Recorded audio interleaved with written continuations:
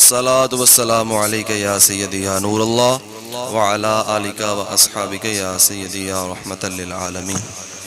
مکرم، معزز، محتشم سامعین گرامی قدر، سٹیج پہ جلوہ گر، عزت مآب اور میرے سامنے معزز اور مکرم سامعین و حاضرین، خصوص بالخصوص مربی، مشفی، محسنی، استاذی، والدی، حضرت قبلہ والد گرامی مدعز اللہ العالی اور دیگر احباب، میرے عزیزو، کچھ دن قوموں کی تاریخ کے ایسے ہوتے ہیں کہ جن کو کبھی بلایا نہیں جا سکتا، اور ان دنوں میں سے ایک خاص اہمیت کا حامل ہے وہ دن کہ جس دن بر صغیر میں رہنے والے مسلمانوں نے اپنی جد و جہد اور اللہ تعالیٰ کے فضل و کرم کی بنیاد پر اس ملک خدا داد پاکستان کو حاصل کیا اور اس کی ترقی اور تعمیر کے لیے آگے بڑھے۔ اور وہ عظیم الشان تاریخ کا دن 14 اگست 1947 وہ ہمارے لیے فرحت کا باعث بھی ہے، فخر کا باعث بھی ہے، اور یقیناً اس دن ہم نے قربانیوں کے پہاڑ بھی پیش کیے ہیں، اور جو لوگ ہجرت کر کے یا جو لوگ یہاں پہ موجود تھے، جنہوں نے یہاں پہ اپنے بھائیوں کے لیے جگہ خالی کی، جو وہاں سے آئے، یہ ساری محبتوں کی ایک کہانی تھی، اور اس کے پیچھے ایک باقاعدہ 100 سال کی محنت تھی۔ یہ نہیں ہوا کہ 13 اگست کو یا 12 اگست کو پاکستان جو ہے وہ اس کے بارے میں سوچنا شروع کیا قائد اعظم اور علامہ اقبال نے، اور رات کو وہ سو گئے اور صبح 14 اگست کو پاکستان بن گیا۔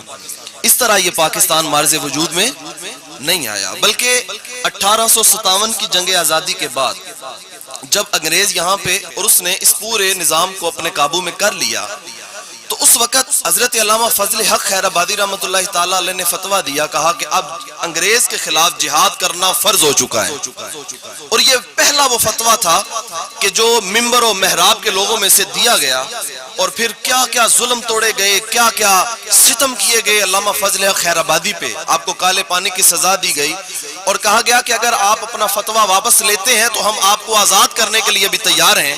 حضرت سید کفایت علی کافی رحمۃ اللہ تعالیٰ علیہ نے بھی کہا کہ لوگوں نکلو، اب انگریز کے خلاف جہاد کرو۔ انہوں نے کہا تم سید ہو، نبی کی اولاد ہو، آل نبی ہو، اگر اس فتوے سے پیچھے ہٹ جاؤ تو ہم تمہیں چھوڑنے کے لیے تیار ہیں۔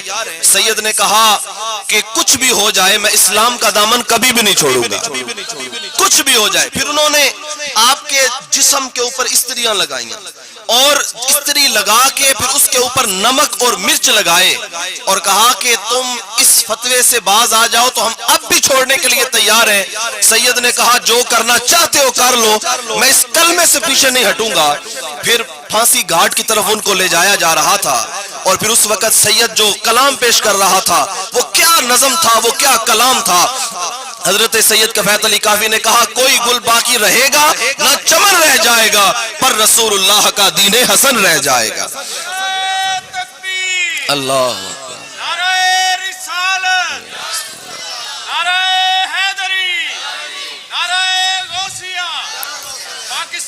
زندہ آباد، زندہ آباد۔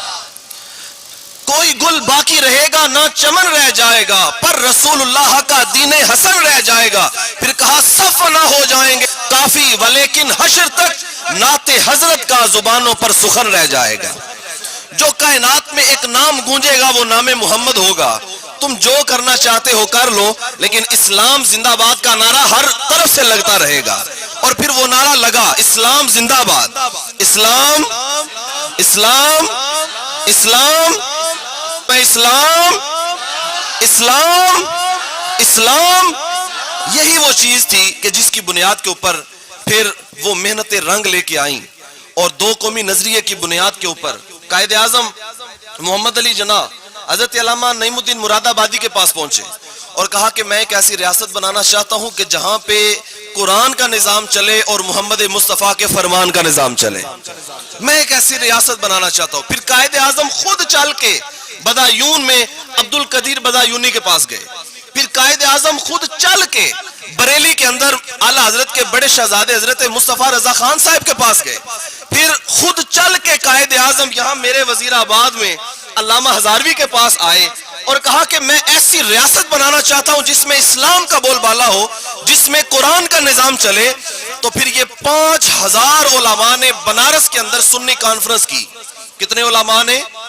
5000 علماء نے بنارس کے اندر سنی کانفرنس کی. اور وہاں پہ کھڑے ہو کے امیر ملت پیر سید جماعت علی شاہ علی پوری نے کہا کہ جناح صاحب ہمارے ساتھ دھوکہ نہ کرنا، کیونکہ ہم جب بھی بکتے ہیں نام مصطفیٰ پہ بکتے ہیں، ورنہ ہمیں خریدنے کے لیے کوئی کرنسی کائنات میں نہیں بنی ہے. ہم جب بھی بکے ہیں اسلام کے نام پہ بکے ہیں، محمد مصطفیٰ کے نام کے پہ بکے ہیں. تو پھر کہا کہ ہم آپ کے ساتھ ہیں.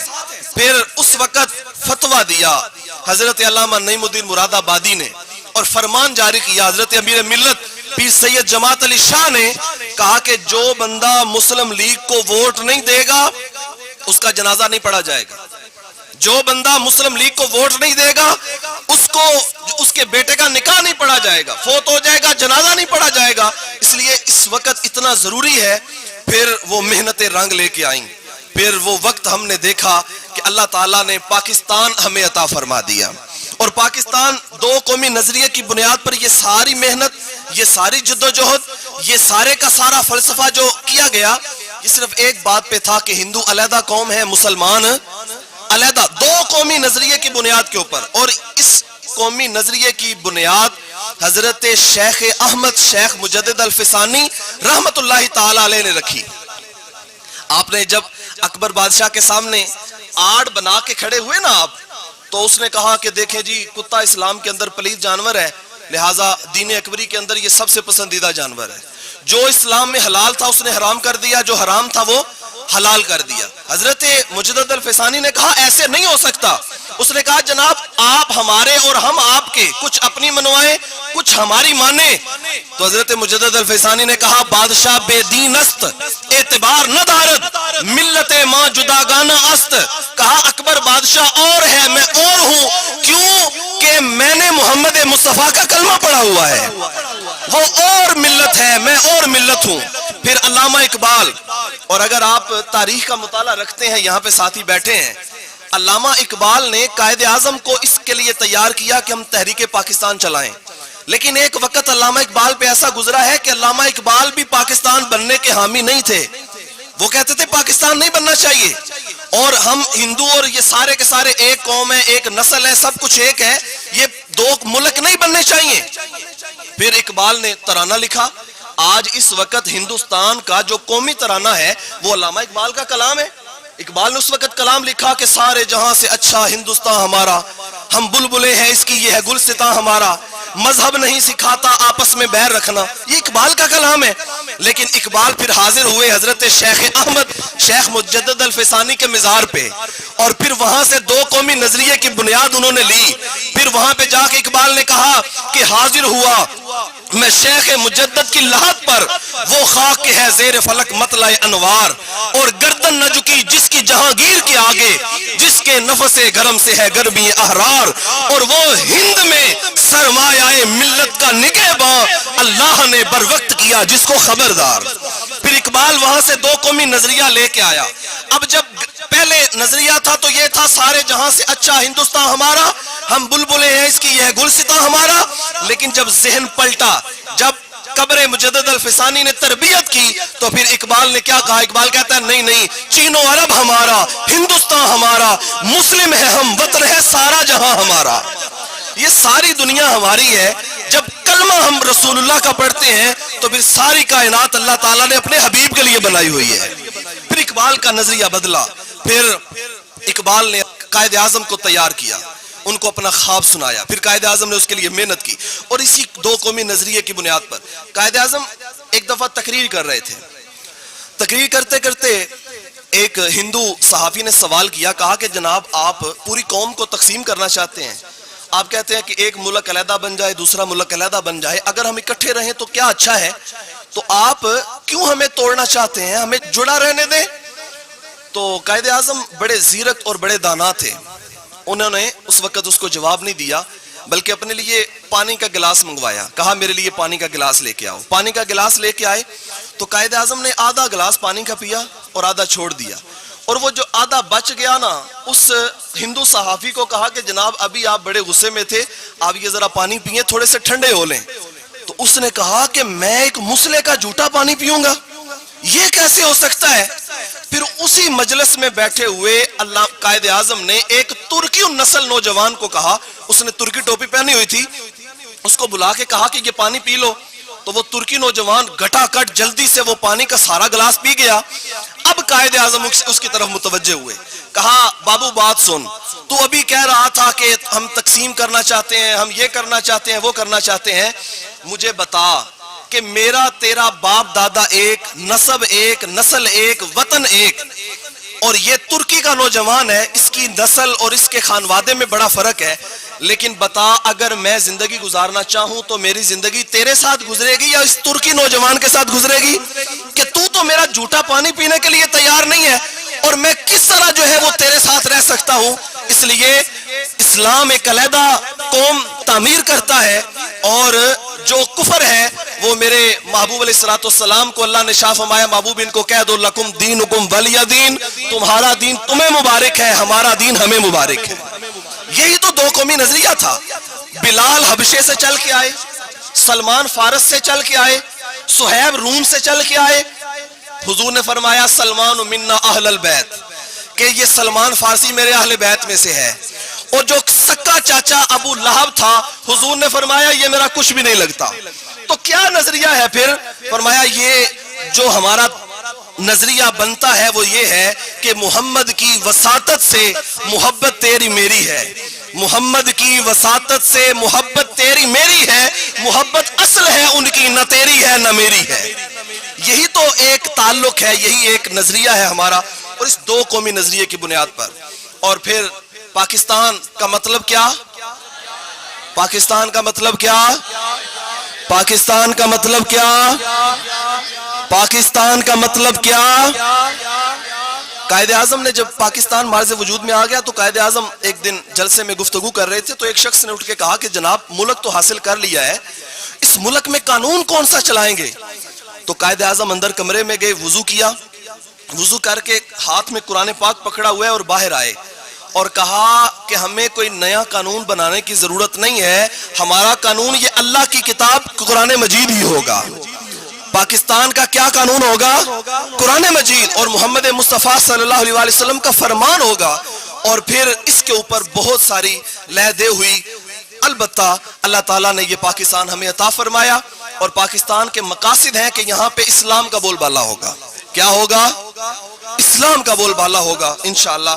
اور اب کچھ لوگ جو منطقیں تراشتے ہیں اور آئے دن سیاستدان کہتے ہیں کہ نہیں ہمیں جمہوریت کو مضبوط کرنا ہے، ہمیں جمہوریت کو مضبوط کرنا ہے. سنتے ہیں آپ یہ کیا کرنا ہے؟ ہمیں جمہوریت کو مضبوط کرنا ہے. اگر جمہوریت کو مضبوط کرنے کے لیے پاکستان بنا تھا تو انڈیا کی جمہوریت آج بھی زیادہ مضبوط ہے پاکستان سے. وہاں پہ آج تک آمریت نہیں آئی اور یہاں پہ کتنی دفعہ آمریت مسلط ہو گئی. اس لیے پاکستان جمہوریت کو مضبوط کرنے کے لیے نہیں بنا تھا، پاکستان بنا تھا لا الہ الا اللہ کا نعرہ لگانے کے لیے، اور یہاں پہ محمد مصطفیٰ کا فرمان اور حضور کا قانون قائم کرنے کے لیے. یہ پاکستان کا مطلب. اللہ اکبر.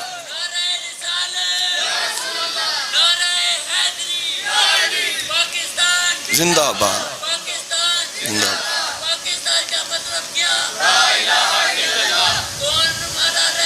محمد الرسول اللہ صلی اللہ علیہ وسلم. اس لیے آئیے میں اپنے آخری الفاظ کہہ رہا ہوں آپ سے، آئیے میں اور آپ اپنے آپ کو اس ڈگر پہ لے کے آئیں. آج کا نوجوان ہمارا پاکستانی بھائی، آج کا نوجوان وطنیت کے بت کو پوجنے میں بڑا آگے آگے جا رہا ہے.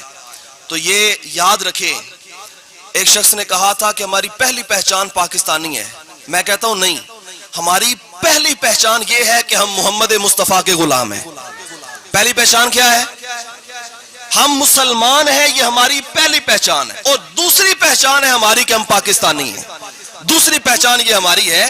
اور اقبال نے کہا تھا نا کہ اس دور میں اور ہے جام اور ہے جم اور ساقی نے بنا کی روش لطف و ستم اور مسلم نے بھی تعمیر کیا اپنا حرم. اور تہذیب کے آزر نے ترشوائے صنم اور ان تازہ خداؤں میں بڑا سب سے وطن ہے، جو پیرہن اس کا ہے وہ مذہب کا کفن ہے۔ پھر اقبال کہتا ہے یہ بت کے تراشی دائے تہذیب نوی ہے، غارت گرے کا شانہ دین نبوی ہے، بازو تیرا توحید کی قوت سے قوی ہے، اسلام تیرا دیس ہے تو مصطفی ہے، اسلام تیرا دیس ہے تو مصطفی ہے۔ اس لیے ہماری پہلی پہچان یہ ہے کہ ہم مسلمان ہیں، دوسری پہچان یہ ہے کہ ہم پاکستانی ہیں، اور پاکستان ہمارا گھر ہے، پاکستان کی حفاظت کرنا ہمیں آتا ہے۔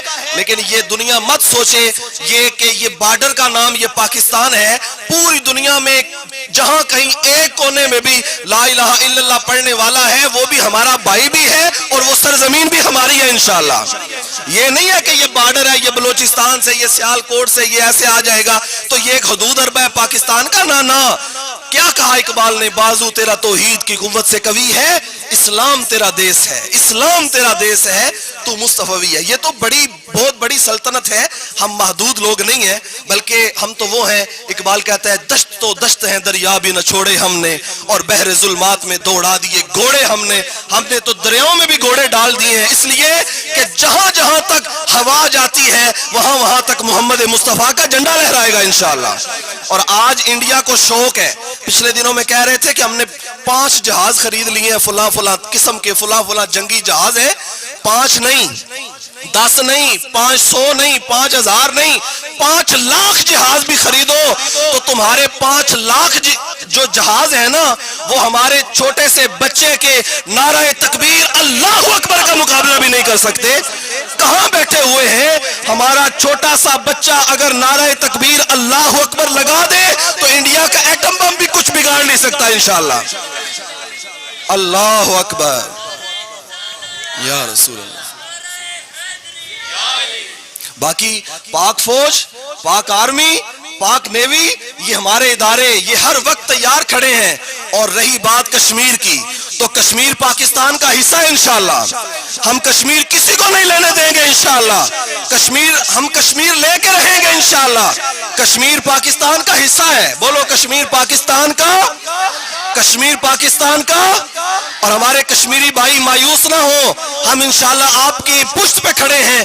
جس دن پاک آرمی نے کشمیر میں داخل ہونے کا اعلان کر دیا اس قوم کا بچہ پاک فوج کی پشت پہ کھڑا ہوگا انشاءاللہ، اور کشمیر آزاد ہوگا انشاءاللہ۔ لے کے رہیں گے آزادی، لے کے رہیں گے، لے کے رہیں گے، لے کے رہیں گے۔ یہ وعدہ ہمارا، یہ وعدہ ہمارا، کشمیر بنے گا، کشمیر بنے گا۔ اور پاکستان کا مطلب کیا؟ دستور ریاست کیا ہوگا؟ اللہ تعالی ہم سب کو پاکستان کی تمام تر بہاریں نصیب فرمائے، اور ہمیں وہ دن دیکھنا نصیب فرمائے کہ یہاں پہ پاکستان میں نظام مصطفیٰ کے سویرے طلوع ہوں، اور ہوں گے انشاءاللہ۔